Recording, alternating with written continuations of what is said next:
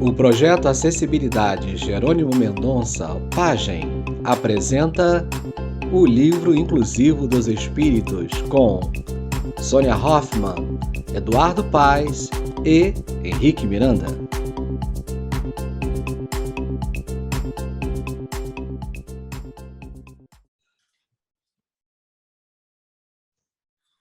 Olá, pessoal. Juntos novamente aqui no canal do Pagem, Projeto Acessibilidades Jerônimo Mendonça. E hoje iremos para o nosso 5º programa da série O Livro Inclusivo dos Espíritos. E este 5º programa será o último desta série, cujo tema será Por que Deus possibilita aos espíritos uma diversidade de aptidões? Comigo, os companheiros Sônia Hoffmann e Henrique Miranda, para estudarmos esse tópico bastante interessante do Livro dos Espíritos. Olá, Sônia. Olá, Eduardo. Olá, Henrique. Olá a todos aqueles que nos assistem. Que nós hoje possamos ter esse encontro bem interessante, que é o de aptidões, da diversidade de aptidões, e que nós possamos falar sobre essa perspectiva inclusiva e tão interessante, tão gostosa e tão, assim, que nos faz pensar, refletir e cada vez mais aprofundar os nossos entendimentos. Tudo bem, Henrique? Tudo bem. Como os demais programas, eu estou muito entusiasmado com este tema, porque ele abrange, né, muitos aspectos, né, de nossa vida e volta àquela conversa sobre a experiência de cada um de nós, a perspectiva de cada um no trabalho, né, e o esforço que nos congrega ao livre-arbítrio. Eu estou muito entusiasmado para o programa de hoje. Sônia, então vamos começar. Nós já vimos em outros programas que Deus criou todos os espíritos iguais, em iguais condições. Simples e ignorantes. Simples e ignorantes. E por que existe, então, essa diversidade de aptidões entre os espíritos, né, diversidade de inteligência, de potencialidades? Como isso aconteceu? Né? E por que, como a pergunta diz, né, por que Deus nos possibilitou essa diversidade de aptidões? Olha, essa pergunta apresenta várias respostas bem interessantes. Bom, primeiramente, nós fomos nos diferenciando ao longo do tempo pela série de encarnações, pelo tempo de encarnação, pelo aproveitamento das encarnações, pelo aproveitamento das nossas oportunidades, pelo nosso livre-arbítrio, pela escolha do que fazer ou deixar de fazer. Então, dentro de cada encarnação e pelas diferentes encarnações, e cada um apresenta mais ou menos encarnações, começou esse processo de diferenciação. E isso é bastante importante que possa ser assim, porque até os nossos amigos espirituais colocam que cada um vai desenvolvendo de acordo com a sua vontade e de acordo também com o esforço e com a sua capacidade de obrar. E isso é muito legal, é importante a gente pensar o esforço, o trabalho, as aprendizagens que a gente vai tendo a vontade de aprender, a vontade de desenvolver esta ou aquela aptidão. E nos leva a pensar de uma determinada maneira.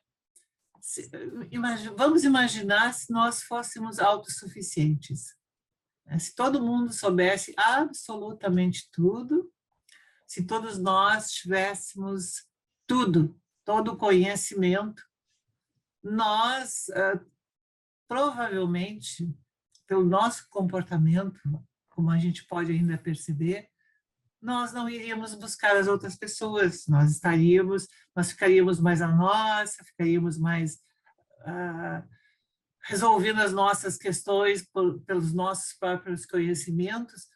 E essa diferenciação de aptidões nos convida justamente a nos aproximar da outra pessoa, a compartilhar com outra pessoa, a buscar outras informações, a romper essas barreiras da indiferença, a romper essas barreiras do egoísmo, a negociar no sentido de saber lidar com os nossos sentimentos, com as nossas atitudes, a acreditar nas possibilidades da outra pessoa e também os outros acreditarem nas nossas possibilidades. Então, me parece que essa resposta tem várias conotações, não é, Henrique? É bom pensar, né, você que está ouvindo a gente, não é aquela ideia simplista, né? Eu vou dar assim, um exemplo, né? Vamos dizer que todos nós estamos aqui para uma corrida de 100 metros rasos. Na raia 1, nós temos um atleta, né, de 20 anos. Na raia 2 tem uma mulher grávida. Na raia 3, um cadeirante. Na raia 4, um senhor de 80 anos. Na raia 5, temos uma pessoa que tem uma perna só. Na raia 6, nós temos uma criança de 2 anos de idade. E o juiz vai lá e dá a largada. Quem chegaria primeiro? Então, a humanidade e todo o processo de evolução humana das leis divinas não é uma ideia simplista desta forma. Nós temos, então, leis, e daí é interessante até o estudo da doutrina dos espíritos, que tem uma complexidade muito grande, apesar de ser uma ideia muito simples, onde nós não temos essa ideia simplista, né, de que cada um vai competir nas mesmas raias. Nós temos as mesmas condições de largada, como Sônia falou, simples e ignorantes, mas nós vamos aproveitar as nossas oportunidades e, claro, a distribuição de oportunidades é igual para todos, não é isso, Eduardo? E outro aspecto também, né? Deus nos criou iguais, simples e ignorantes, mas não ao mesmo tempo. Aliás, o Espiritismo nos informa que Deus cria até hoje. Deus está criando espíritos até hoje. Então, também é um fator para essa diferenciação de aptidões, de conhecimentos, de evolução. E esse convívio é saudável. É daí que vai, né, por exemplo, no caso do planeta Terra, né, a humanidade evoluindo pela troca de experiências, pela ajuda mútua, né, das pessoas onde uns que sabem mais ajudam outros que sabem menos, né, e vamos progredindo nesse sentido. Agora, eu gostaria já de trazer para os nossos internautas, né, onde está essa questão da possibilidade de aptidões lá em O Livro dos Espíritos, que é justamente na questão 804. Né, Henrique? Você poderia dar uma lidinha nela para mostrar para os nossos, né, internautas? Em alguns trechos nós poderíamos abordar, não é?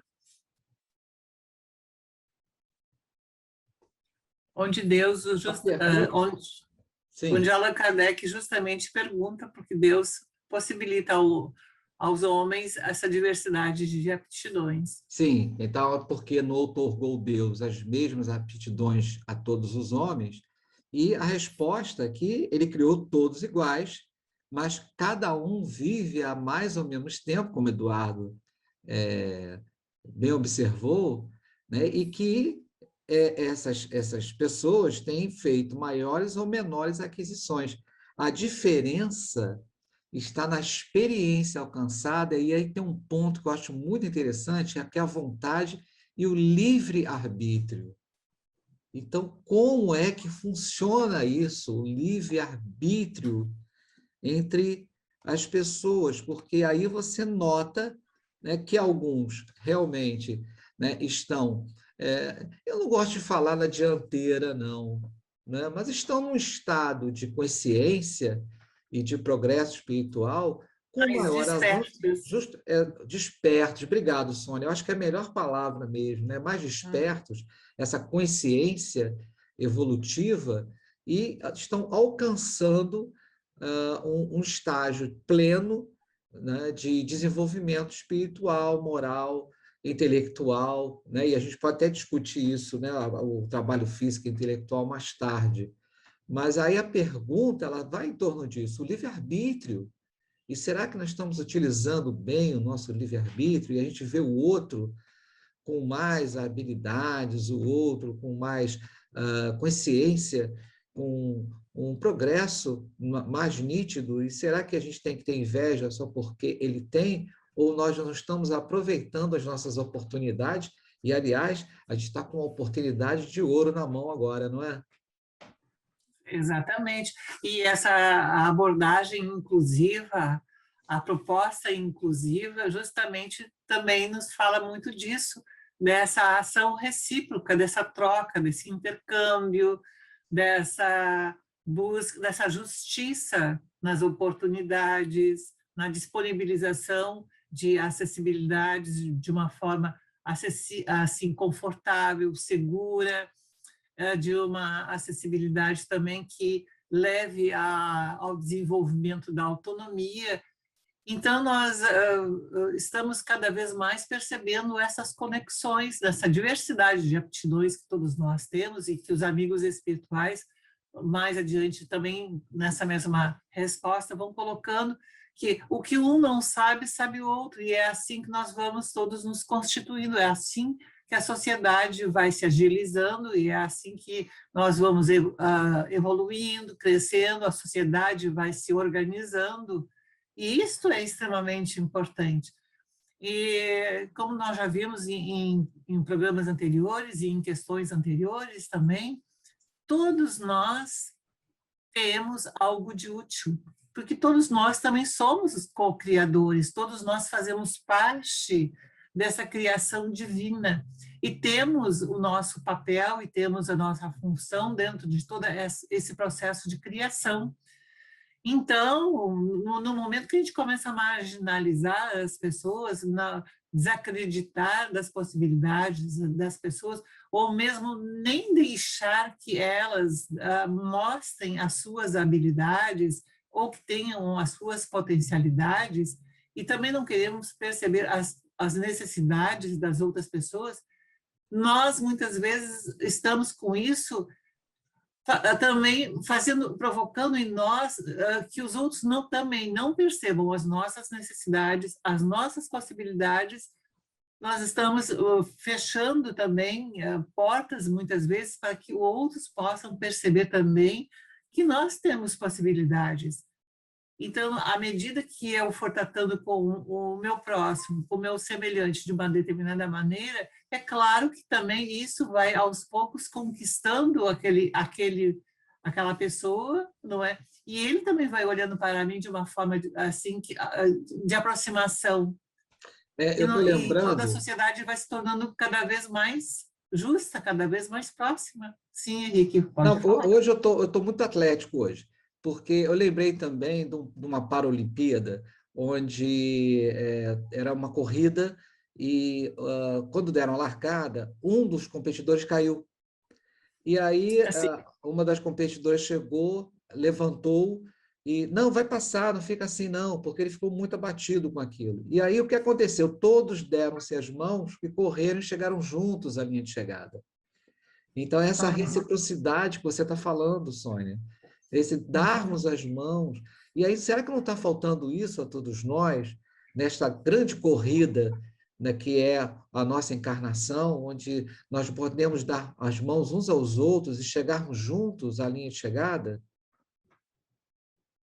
pois é, e nós podemos perceber o quanto ainda hoje, não é, embora já estejamos melhorando bastante como sociedade, como civilização, já tenhamos dado um avanço, como foi colocado em programas anteriores, nós já temos um pouco mais de esclarecimento, mas isso não significa que chegamos ao ponto máximo de inclusão, a um ponto máximo de civilização. Nós precisamos aprofundar isso cada vez mais.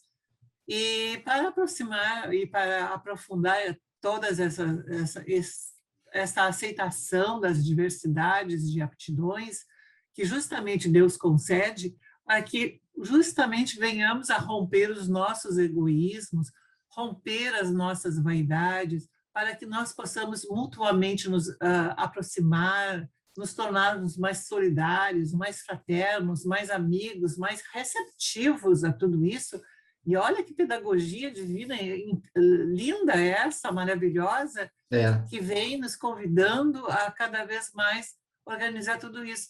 Mas nós vemos muitas vezes que algumas questões lá no grupo familiar já inicia a se diferenciar, quando o pai, a mãe não permite que o seu filho desenvolva uma determinada aptidão ou desenvolva, quer fazer uma determinada faculdade, ou fazer um determinado estudo, ou não quer ir para essa ou para aquela faculdade, mas quer ter uma outra atividade, um outro trabalho, um outro emprego. E muitas vezes os pais não querem, não aceitam, a família não aceita que aquela pessoa tome.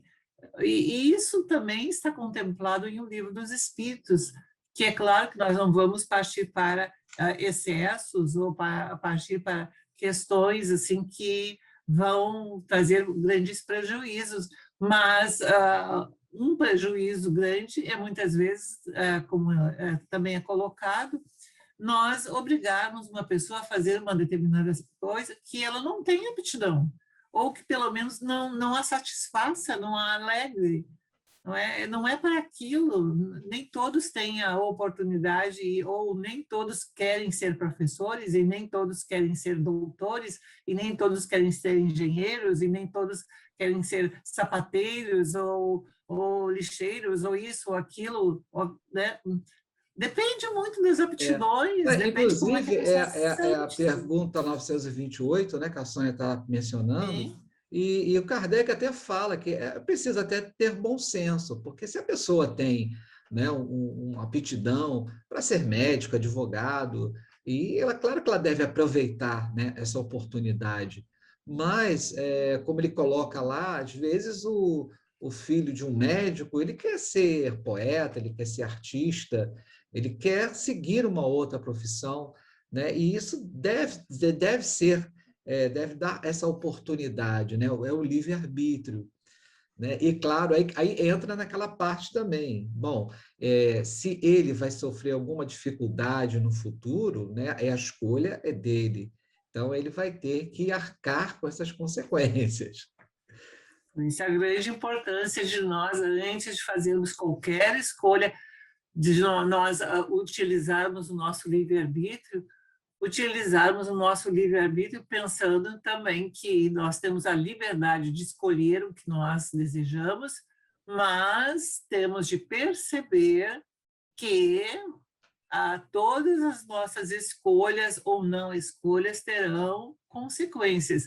E daí, nós queremos assumir as consequências, então não basta simplesmente pegar e decidir, não, eu vou fazer isto ou aquilo, mas se eu fizer isto ou aquilo, terá uma consequência, e eu estou apto, ou eu quero assumir essa consequência, eu vou me responsabilizar por essa consequência, e isso é grandioso, porque nos faz pensar, nos faz refletir, nos faz buscar conselhos, aconselhamentos, ou pela oração, ou pela conversa com outras pessoas, ou pela vivência, observando a vivência de outras pessoas, o que deu certo, o que não deu certo. Sabe o que eu pensei, Sônia? Eduardo, eu não sei se a gente pode falar de imposição, né? Mas aquela história que a sociedade diz, né? Olha, para você se realizar, você tem que escrever um livro, tem que plantar uma árvore e ter um filho. E aí eu fico pensando, você não tem habilidade de escrever, será que você não pode ser aquela pessoa que recicla o papel onde as pessoas vão escrever o livro? Será que você não pode ser aquela pessoa que vai visitar um abrigo, fazendo o que puder fazer? Às vezes você não tem grandes possibilidades financeiras, mas você pode ir lá e conversar com um menino, pode dar colo, uma criança, né? Agora, plantar uma árvore, acho que é possível, né? Plantar uma árvore, gente, aí não fica muito exigente, não. Acho que plantar árvore dá.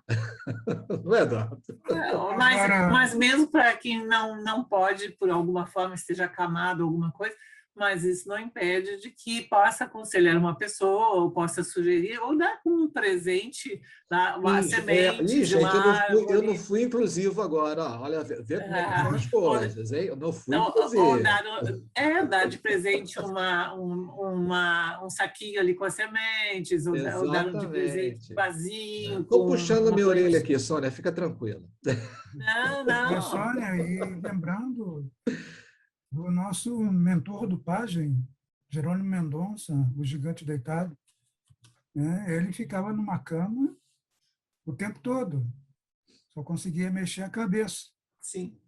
Mas, com a ajuda de amigos, com parentes, ele fundou 2 centros espíritas, uma creche, né? E promovia campanhas de ajuda a famílias carentes, De né? O sopão arrecadação. também, a arrecadação, Escreveu né? livros. Isso pelo telefone, a maioria das vezes convocando pessoas para ajudar pelo telefone, né? Ou seja, nem a pessoa em cima da cama impede que ela tenha, né, ideias brilhantes e consiga realizar essas ideias com a ajuda de amigos, de parentes Bem lembrado, Eduardo. que, né, que estão juntos, né, Sim. nessas ideias, nessas iniciativas. E falando de Jerônimo Mendonça, né, e juntando com essa questão das aptidões, outro aspecto que a gente também lembra é que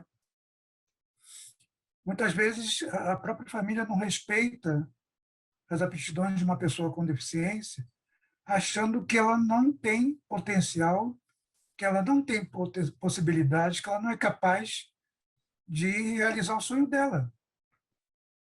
Muitas vezes por falta de conhecimento de que, né, por exemplo, tempos atrás, a maioria das pessoas achava que um cego só poderia trabalhar fazendo vassoura, Sendo ou massagista. sendo massagista ou vendendo bilhete de loteria, né? E hoje em dia, né, o cego tem 1.001 profissões.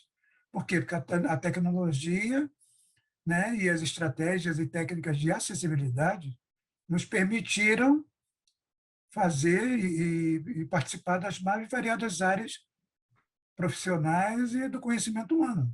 E quantas pessoas nas cadeiras de rodas estão circulando, pessoas com muletas, com andadores, pessoas surdas estão trabalhando, são professores, são profissionais que estão aí atuando nas mais diversas áreas. Então, Mas nós não temos uma moça tetraplégica lá, ela está no Senado agora, né? sim, A Mara Gabrilli, né? E, ou seja, aonde que nós podemos chegar, né? Nós, pessoas com deficiência? Eu estou lembrando aqui uma pessoa muito próxima nossa, a nossa querida Sônia, eu esqueci o sobrenome dela, lá do Centro Espírita Caridade Guarani, em Nilópolis, e ela é quase cega, na cadeira de rodas, é presidente do Centro Espírita e, olha, ajuda muita gente diariamente. Diariamente ela está ali ativa, ajudando a comunidade, as pessoas que estão ligadas à assistência social da Casa Espírita e mais ajuda as pessoas que pedem a sua assistência. Então, olha só, isso não é limitação para ninguém. Eu lembrei no filme, aí que vocês quiserem pesquisar, gente, O Meu Pé Esquerdo, é a história verídica do Christy Brown, né? Inclusive um livro homônimo, Meu Pé Esquerdo, ele escreveu, e ele com paralisia cerebral só tinha movimento no pé esquerdo dele. E ele escreveu um livro, foi um artista reconhecido, e isso tudo só com o pé esquerdo.